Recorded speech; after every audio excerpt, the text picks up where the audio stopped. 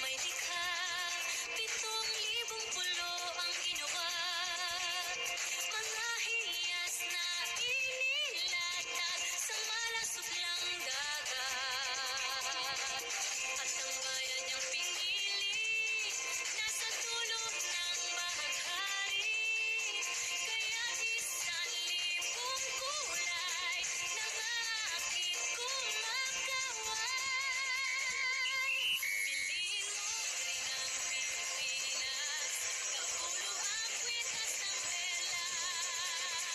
Piliin mo, yakapin mo, kayamanan niyang linas. Piliin mo ang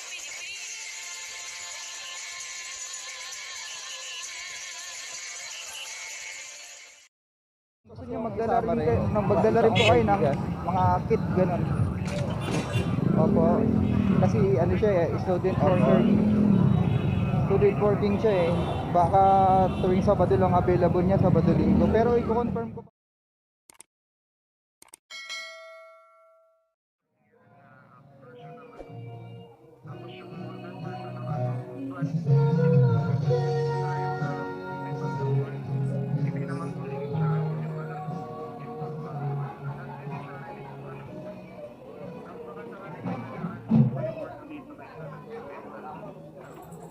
Opo.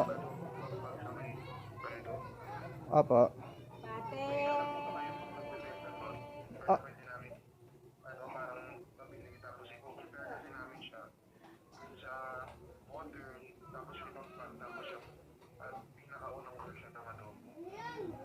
Ah, opo.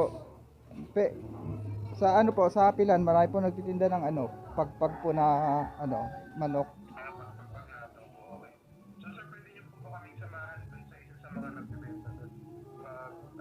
Sige po, sure. Pagkatapos po nung interview dun sa mga nagre-recycle. Opo, sure. Sure po. So ito po sir of course hindi naman po kami papayag sa sa walang to. So magkano po yung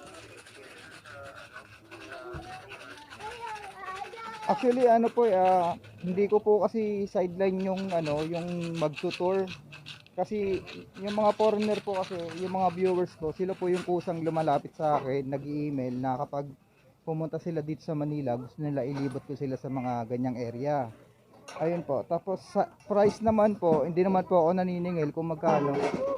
Kung sila lang po kasi nagbibigay, kung magkano lang po yung iabot. sige po.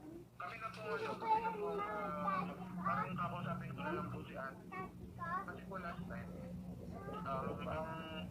ang visit level is more on siya, umaga lang.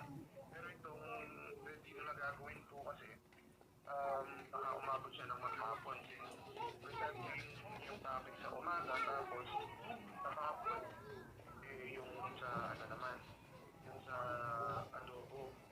Opo. Lahat po ng expenses yung syempre sa akin po yun. Like pamasahe, yung mga allowance kami na po yung nasagot para doon syempre. Para hindi naman po professional fee. Opo, opo.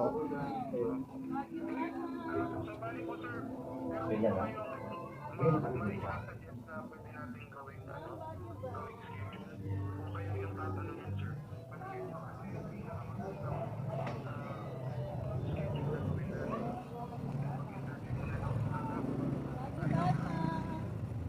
Ano po, pwede pong mag-interview umaga, pwede naman po ng umaga. Tapos para kung ano pa yung mga other activities pa, pwede pa natin mahabol ng hapon.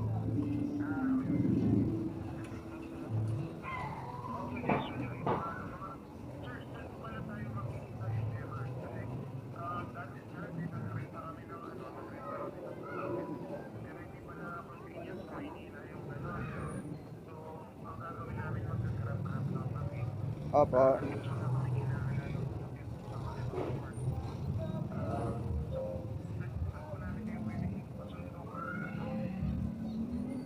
Ano po, pwede naman po sa Libertad po, Libertad Pasay, Pasay City. Opo.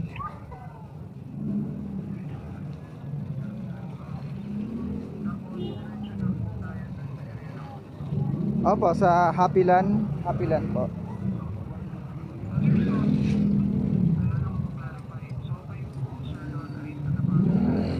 Opo, dito po ako sa Pasay City. Dito po ako na-uncle na. Nagro-room po rin.